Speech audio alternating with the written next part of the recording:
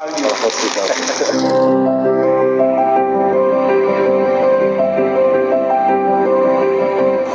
के गांव का एक लड़का जब दुनिया में नाम रोशन करता है तो अच्छा लगता है।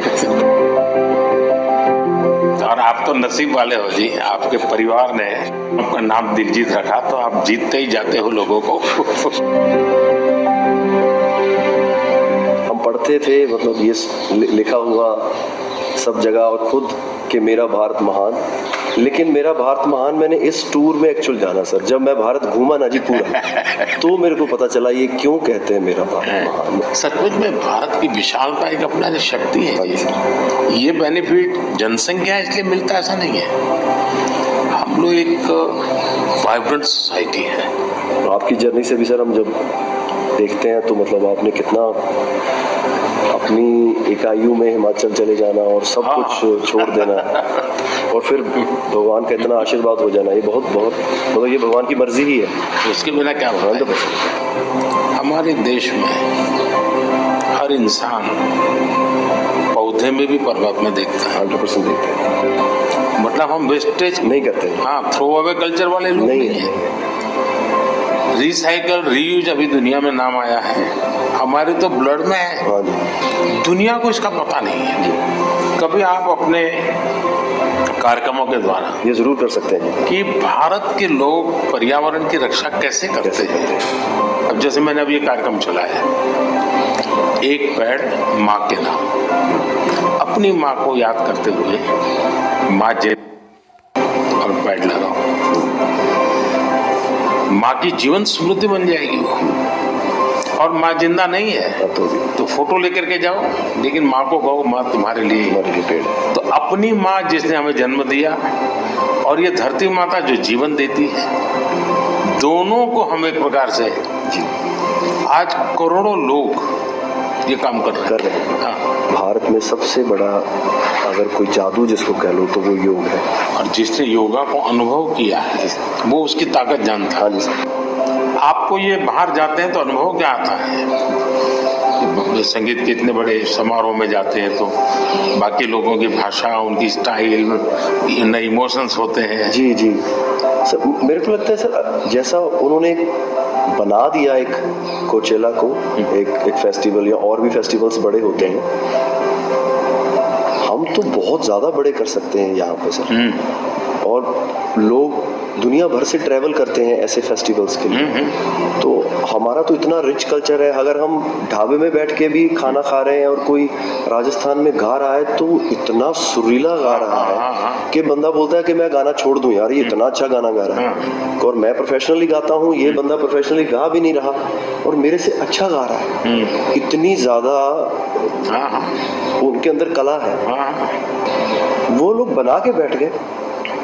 और अगर हमारे इधर कोई ऐसा डेवलप होगा तो दुनिया भर से लोग, मेरे मन में कल्पना है, आ सकते हैं सर। मैं सोच रहा था कई वर्षों से, लेकिन अब वो मैं इसको कर रहा हूँ। वेव्स, मेरा मत ये है कि इतना बड़ा देश और दुनिया की सबसे ज्यादा फिल्में यहाँ बनती हैं। हाँ जी सर। दुनिया में सबसे बड़ी क्रिएटिव इंडस्ट्री यहाँ है। तो मैं यहाँ वेव्स एक बहुत बड़ा मूवमेंट खड़ा कर रहा हूँ और दुनिया की क्रिएटिव वर्ल्ड को मैं इकट्ठा करने वाला हूँ अप्रैल में जी। अब दुनिया का क्रिएटिव वर्ल्ड का सेंटर हिंदुस्तान। मैं एक बार जर्मनी की चांसलर मर्कल जी, तो हम मिले तो उसने मुझे संगीत का विषय निकाला। तो मैंने उसको कहा मेरे देश में सूर्योदय के पहले संगीत हो ये अलग है और सूर्योदय के बाद अलग, उसका टाइम अलग है। मैंने कहा मेरा अलग अलग प्रहर मेरे यहाँ होता है, हर प्रहर का संगीत होता है। फिर मैंने कहा सैड सिचुएशन है तो एक संगीत है, जॉय है तो एक है। तो फिर उनको बड़ा इंटरेस्ट लिया।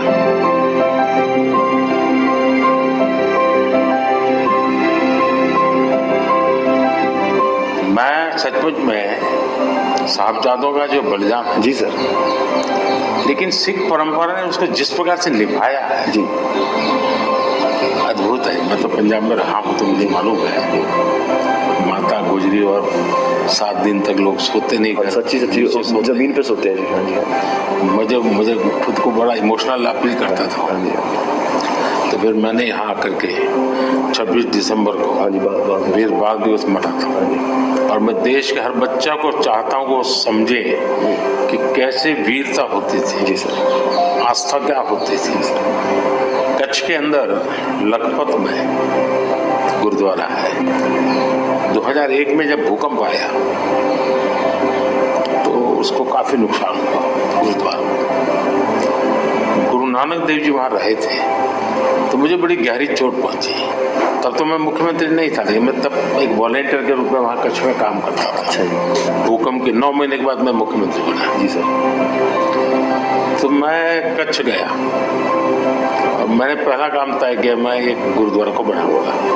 बड़ी बात है। लेकिन मैंने दूसरा तय किया कि मैं वैसे ही बनाऊंगा जैसा उस समय बना था। तो ऐसे लोग कौन मिलेंगे, तो मैंने बहुत ढूंढा, मिट्टी को कहाँ से मिलेगी उस प्रकार की। आखिर को मैंने राजस्थान से कलाकारों को लाया, आर्टिस्टों को, और उनके बाद जैसा था वैसा बनाया। सर मैंने आपका इंटरव्यू देखा था सर अभी हाल ही में। उसमें जब आप अपने माँ और गंगा माँ की बात कर रहे थे, जब आप इमोशनल हो गए सर, वो मुझे बहुत टच किया।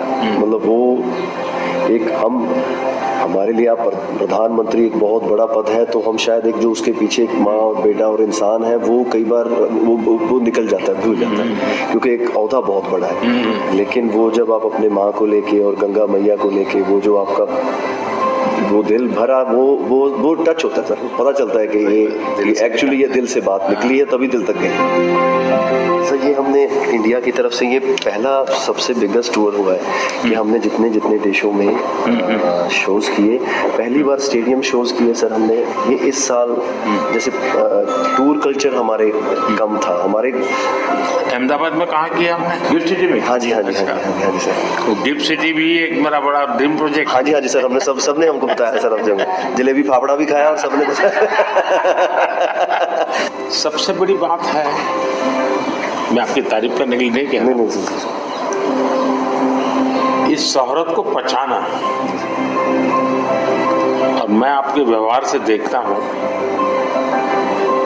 लोगों से सुनता हूँ कभी कभी, तो मुझे लगता है कि आपके माता पिता के संस्कार का हो या गुरु की कृपा का हो, आपने सारी चीजों को पचाया है। शुक्र, उछल नहीं पड़े।